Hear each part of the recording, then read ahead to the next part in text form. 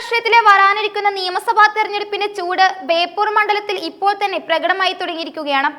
UDF seat വിഭജന ചർച്ചകൾ പൂർത്തിയാകുന്നതിന് മുൻപേ തന്നെ ബേപ്പൂരിലെ തന്റെ സ്ഥാനാർത്ഥിത്വം ഉറപ്പിച്ച് PV അൻവർ MLA ഔദ്യോഗിക പ്രചാരണത്തിലേക്ക് കടന്നത് വലിയ രാഷ്ട്രീയ വാർത്തയായി മാറിയിരിക്കുകയാണ്.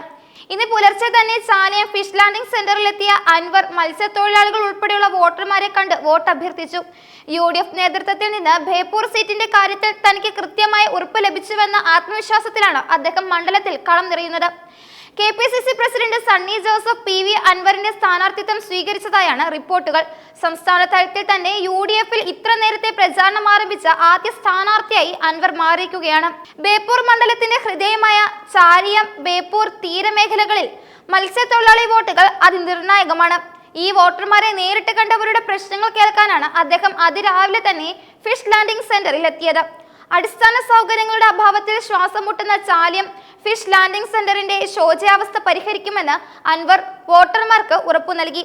ബേപ്പൂരിലെ നിലവിലെ രാഷ്ട്രീയ സാഹചര്യം ഏറെ കൗതുകകരമാണ്. പൊതുമരാമത്ത് മന്ത്രി മുഹമ്മദ് റിയാസ് വീണ്ടും ബേപ്പൂരിൽ നിന്ന് ജനവിധി തേടുമെന്ന സൂചനകളുണ്ട്. അങ്ങനെ വന്നാൽ കേരള രാഷ്ട്രീയത്തിലെ രണ്ട് കരുത്തർ തമ്മിലുള്ള ഒരു തീപാറുന്ന പോരാട്ടത്തിനായിരിക്കും ബേപ്പൂർ സാക്ഷ്യം വഹിക്കുക. മണ്ഡലത്തിലെ വോട്ടർമാരുടെ പ്രതികരണങ്ങൾ ഇപ്പോൾ സമ്മിശ്രമാണ്. LDF-ന്റെ ഉരുക്കുകോട്ടയെന്ന് അറിയപ്പെടുന്ന ബേപ്പൂരിൽ കഴിഞ്ഞ തദ്ദേശ തെരഞ്ഞെടുപ്പിൽ LDF-ന് ലഭിച്ച 148 വോട്ടുകളുടെ ഭൂരിപക്ഷം മാത്രമാണ്. ഈ നേരിയ ഭൂരിപക്ഷവും വിള്ളലുകളും തനിക്ക് അനുകൂലമാകുമെന്നാണ് UDF കണക്ക് കൂട്ടുന്നത്.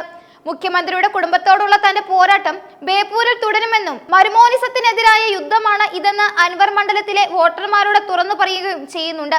അതേസമയം അൻവറിന്റെ സ്ഥാനാർത്ഥിത്വത്തിൽ തമിഴ്നാട് ഘടകമായ തൃണമൂൽ കോൺഗ്രസ് സംസ്ഥാന നേതൃത്വം വിയോജിപ്പ് പ്രകടിപ്പിച്ചതായും റിപ്പോർട്ടുകളുണ്ട്.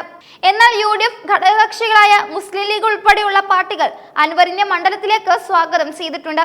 വിഴിഞ്ഞം, എയിംസ് തുടങ്ങിയ വികസന വിഷയങ്ങളും തീരദേശത്തിന്റെ ദുരിതങ്ങളും ചർച്ചയാക്കിക്കൊണ്ടുള്ള അൻവറിന്റെ ഈ അതിവേഗ പ്രചാരണം മറ്റു രാഷ്ട്രീയ പാർട്ടികളെയും ഉണർത്തിയിട്ടുണ്ട്. വരും ദിവസങ്ങളിൽ ബേപ്പൂർ മണ്ഡലം കൂടുതൽ ചൂടുപിടിച്ച രാഷ്ട്രീയ ചർച്ചകൾക്ക് വേദിയാകുമെന്നത് ഉറപ്പാണ്. മണ്ഡലത്തിലെ സ്ഥാനാർത്ഥിത്വം സ്വയം പ്രഖ്യാപിച്ച അൻവറിന്റെ നീക്കം വോട്ടർമാരെ എത്രത്തോളം സ്വാധീനിക്കുമെന്ന് വരും ദിവസങ്ങളിലെ രാഷ്ട്രീയ നീക്കങ്ങൾ വ്യക്തമാക്കും.